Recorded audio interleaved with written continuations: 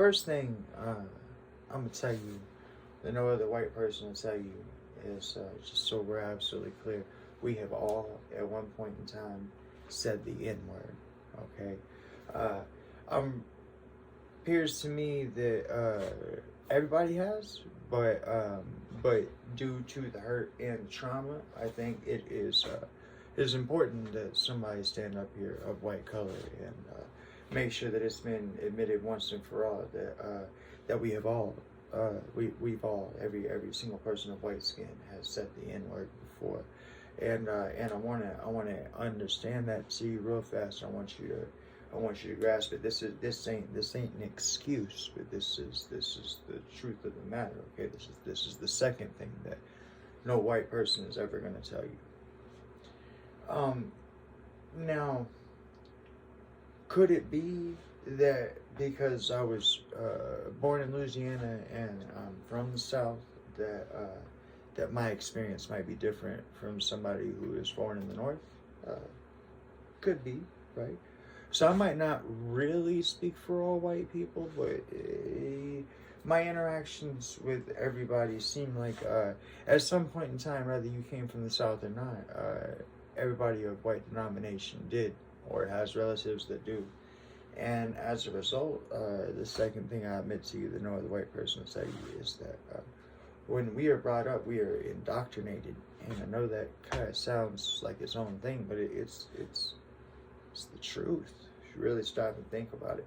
These things are common for white folk to know, and I would imagine these things are common for everybody to know. But just in case they aren't, let's bang them out real fast.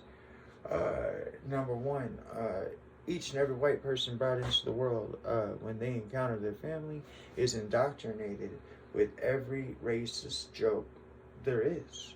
Okay, they are set at family functions, and when you go and you visit your full family, you know what I mean. If you, I say if you, but I mean I really do believe, right, from my own personal experiences, that when white people get together and you got a whole family of them, like as in extended family, it has always happened that white racist jokes come out. And so at a young age, we're taught these white racist jokes, and at some point in time, we are applauded if we happen to know any of them or if we can say any of them back, okay? I understand that to white people that might not look like indoctrination, but exactly what I just explained to you really is indoctrination.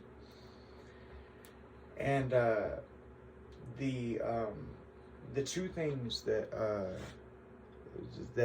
I would like to share with you is my two encounters that I believe made me racist at the time, okay? And that would be the first one is that I had a black girlfriend, and I really did have feelings for her, and everything really was on the up and up. And her mama was actually from Africa, and her daddy was from France, and but her mama and her daddy had separated, and her mama was a single mama, so she'd have boyfriends, and one of these boyfriends that she happened to get with was actually from Africa as well.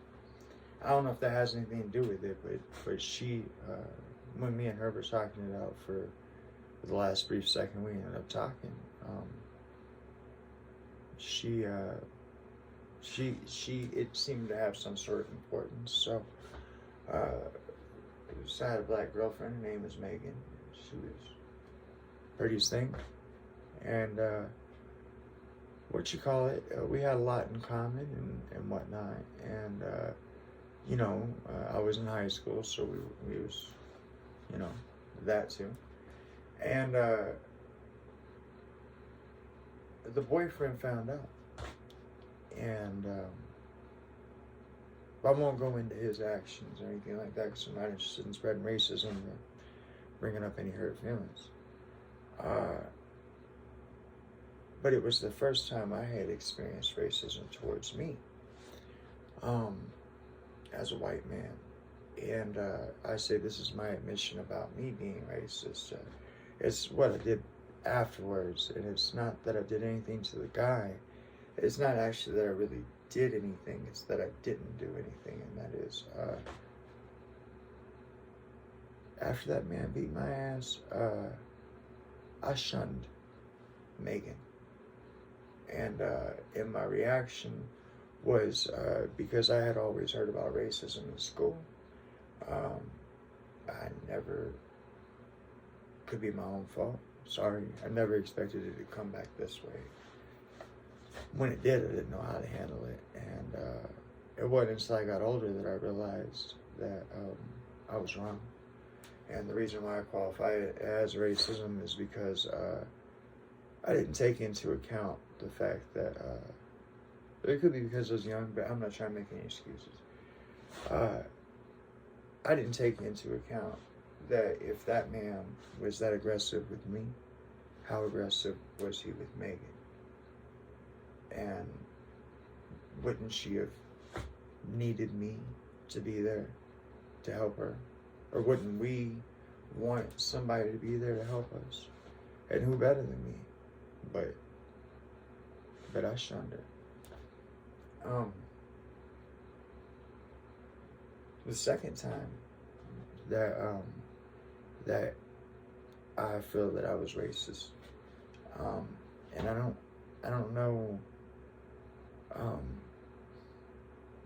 I really don't know.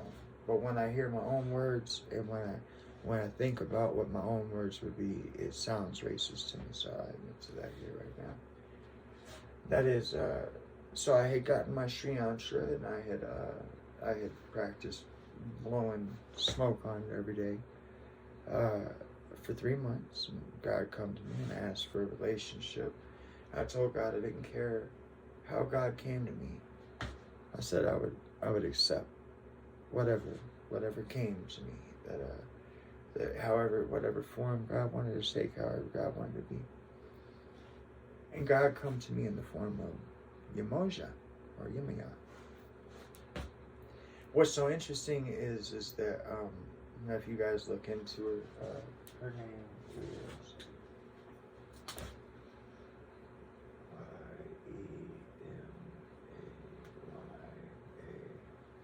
Y-E-M-A-Y-A. Okay, Yamiya.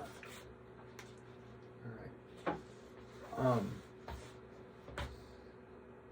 When I first looked at that statue and I read that name, I thought to myself, I'm an American, right? I don't know that I expected the deity or the statue that I got drawn to be white, but tell you the truth, I wouldn't have skipped a beat on accepting it. I skipped a beat on Miss Yamiya, and I'm sorry. I'm sorry, Mark. But and miraculously somehow she has forgiven me, and the effect and the result and the experience that I had was truthful, and it was of my personage, and because when I got back to coming back towards this shed, I was all proud, and I was like, no, I'm an American. I don't know nothing about no other culture, nothing like that. And I sat down in this shed, and I looked up on my altar, and when she wasn't there, I